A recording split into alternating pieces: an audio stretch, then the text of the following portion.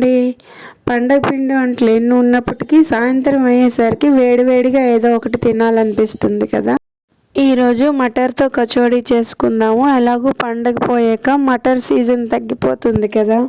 దానికోసం ఒక 1/2 కేజీ మైదా పిండి తీసుకుందామండి. గోధుమ పిండితో కూడా చేస్తారు కానీ అది అంత టేస్టీగా ఉండదు.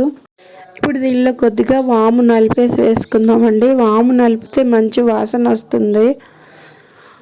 సరిపడా ఉప్పు కూడా వేసుకుందాము. ఉప్పు శుభ్రంగా కలిపేసుకొని ఇందులో కొద్దిగా నూనె వేడి చేసి వేసుకోవాలండి. నూనె ఎక్కువ వేడవకూడదండి, గోరువెచ్చగా ఉంటే సరిపోతుంది. నూనె వేసి బాగా కలిపేసుకోవాలండి. ఇది గుప్పెటితో పట్టుకుంటే ముద్ద కట్టాలి. ఇదిగో చూడండి, వీడియోలో చూపిస్తున్న విధంగా అన్నమాట. ఆ తర్వాత కొద్దిగా నీళ్లు పోసుకుంటూ మనం పూరి పిండిలాగా కలిపేసుకోవాలండి. ఇలా కలుపుకున్న మైదా పిండి ముద్ద మీద క్లాత్ కప్పి అరగంట సేపు నాననివ్వాలండి. తర్వాత కడాయిలో కొద్దిగా నూనె వేసి ముందుగా జీలకర్ర వేసుకోవాలి. తర్వాత పొట్టు తీసిన అల్లం ముక్కలు చేసి వేసుకోవాలి. ఆ తర్వాత పచ్చిమిరపకాయలు వేసుకోవాలండి. పచ్చిమిరపకాయలు మనం మటర్ వేసుకున్న క్వాంటిటీని బట్టి సరిగ్గా వేసుకోవాలండి. అల్లము జీలకర్ర ఎక్కువ తక్కువ అయినా పర్వాలేదు. నేనైతే పచ్చిమిరపకాయల క్వాంటిటీ కొంచెం ఎక్కువే వేసుకున్నానండి. మైదాపిండి ముద్దలో కూడా కారం అది ఏమీ వేయలేదు కదా, అందుకని. పచ్చిమిరపకాయలు బాగా వేగిన తర్వాత కడిగి పెట్టుకున్న గ్రీన్ పీస్ని ఇందులో యాడ్ చేసుకోవాలండి. బాగా కలిపేసి మూత పెట్టుకొని ఫ్లేమ్ని మీడియంలో పెట్టుకోవాలండి. మటర్ని మధ్య మధ్యలో మూత తీసి కలుపుకుంటూ ఉండాలి. మటర్ ఉడికేసరికి 1/2 గంట పడుతుందండి. నీళ్ళు ఏమీ యాడ్ చేయక్కర్లేదు, వాటితో ఉన్న మాయిశ్చర్ సరిపోతుంది. ఇలా బాగా వేగిపోయిన తర్వాత మటర్లో సరిపడా ఉప్పు వేసుకోవాలండి. ఉప్పు వేసుకొని మళ్ళీ మూత పెట్టి మగ్గించుకోవాలి ఈ ఉప్పు నీరు ఇంకే వరకు. ఈ కచోడీలు వారం 10 రోజుల వరకు నిల్వ ఉంటాయండి, అందుకని నీరు ఉండకుండా మగ్గించుకోవాలి. ఇప్పుడు మీకు నచ్చితే కొద్దిగా గరం మసాలా, కొద్దిగా ఆమ్చూర్ పౌడర్ వేసుకుంటే టేస్ట్ బాగుంటుందండి. ఇలా మగ్గించుకున్న మటన్ని ఒక పాత్రలోకి తీసుకొని చల్లారబెట్టుకోవాలండి. తర్వాత మిక్సీలో గ్రైండ్ చేసుకోవాలి. ఒకసారి ఇలా తిప్పితే మెత్తగా అయిపోతుందండి. ఆ మిశ్రమాన్ని ఇలా ఉండల్లా చుట్టుకొని పక్కన పెట్టుకోవాలండి.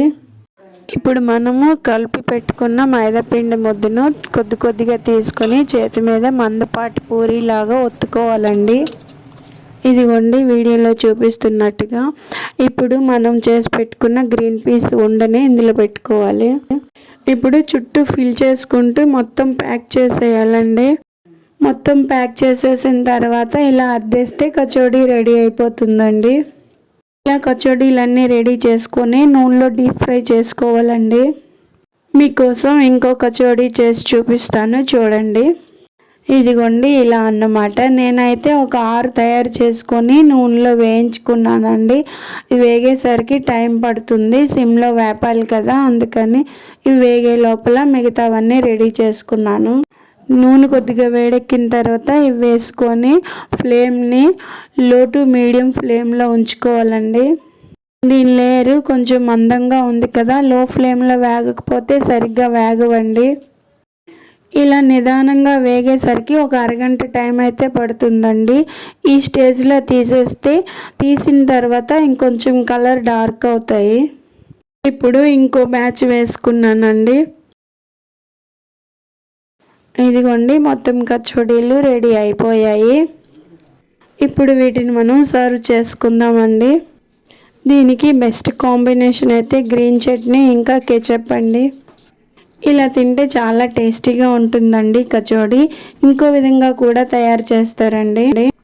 కచోడీ కొద్దిగా నొక్కి గ్రీన్ చట్నీ, మీఠా చట్నీ, పెరుగు వేయాలండి. దాని మీద కొద్దిగా సేవ్ మిక్చర్ వేసుకొని కొద్దిగా ఉల్లిపాయ ముక్కలు, ఉప్పు, కారము, జీలకర్ర పొడి చల్లుకొని తింటే చాలా చాలా టేస్టీగా ఉంటుందండి.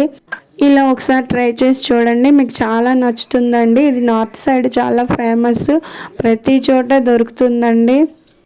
వీడియో ఎలా ఉందో కామెంట్ చేసి చెప్పండి. నచ్చితే లైక్ చేసి షేర్ చేయండి. సబ్స్క్రైబ్ చేసుకోవడం మర్చిపోకండి. ఇంకో మంచి వీడియోతో మళ్ళీ కలుద్దాం. అంతవరకు సెలవండి. బాయ్.